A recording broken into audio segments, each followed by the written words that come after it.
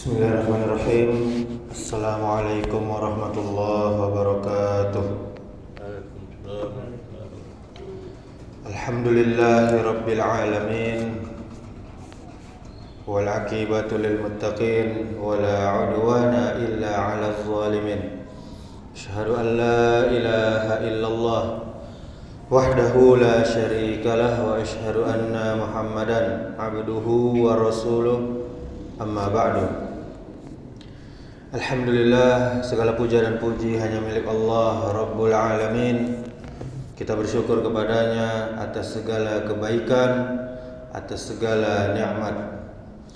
Kemudian salawat beserta salam semoga selalu Allah sampaikan untuk Nabi kita Muhammad sallallahu alaihi wa ala alihi wasallam. Mudah-mudahan juga tersampaikan kepada keluarganya, kepada para sahabatnya, dan juga kepada umatnya yang setia mengikuti sunnahnya sampai hari kiamat. Kaum muslimin, kaum muslimat, jamaah salat zuhur yang dimuliakan oleh Allah Subhanahu wa taala. Menguatnya ketakwaan bisa terasa dari komitmen kita dalam menjalankan perintah Allah Subhanahu wa taala, kemudian menjauhi hal-hal yang dilarang oleh Allah Subhanahu wa taala. Jika kita masih saja menyepelekan perintah-perintah Allah dan masih saja melakukan larangan-larangannya, maka ketakwaan kita sangat layak dipertanyakan kualitasnya. Ketakwaan juga harus tertanam, bukan hanya di mulut saja, tapi benar-benar merasuk ke dalam hati dan sanubari, termasuk perilaku kita, tingkah laku kita. Ketakwaan juga tidak bisa diukur secara fisik melalui pakaian yang dikenakan atau saat berada dalam keramaian saja. Namun saat kita sendirian, saat tidak ada satupun yang melihat, ketakwaan harus benar-benar mengiringi kehidupan kita. Rasulullah sallallahu alaihi wasallam pernah bersabda, "Ittaqullah haitsuma kunta wa atbi'i as-sayyi'ata al-hasanata tamhuha wa khaliqin nasa bi khuluqin hasan." Bertakwalah kalian kepada Allah di mana saja kalian berada. Ikutilah perbuatan buruk dengan perbuatan baik.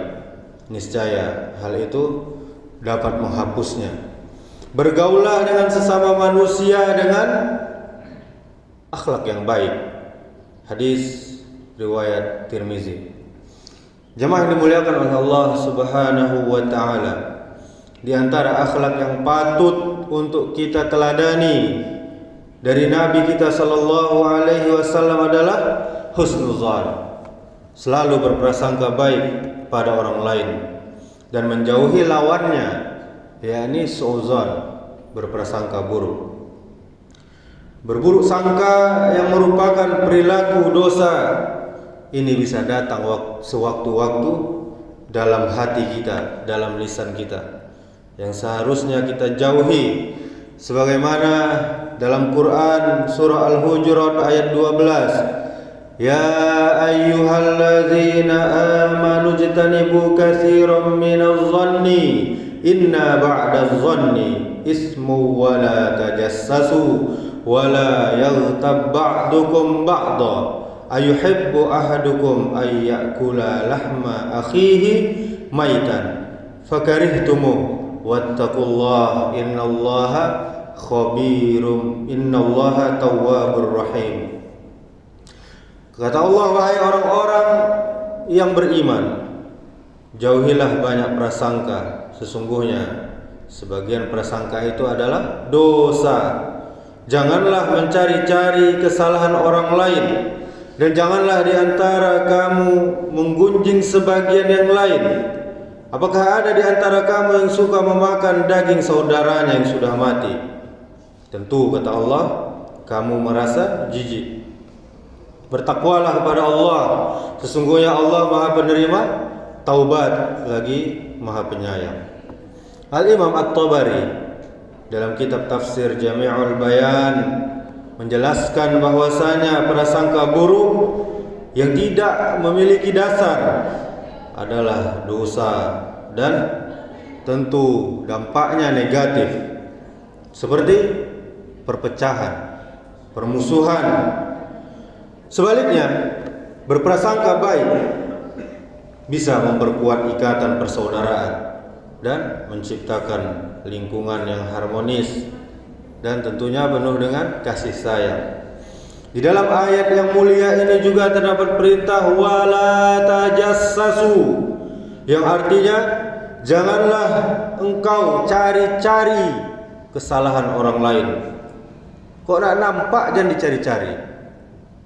Itu larangan dari Allah Subhanahu wa taala. Yang dimaksud dengan perintah ini adalah Allah larang kita sekeras-kerasnya perbuatan saling mengintip dan mencari aib orang lain.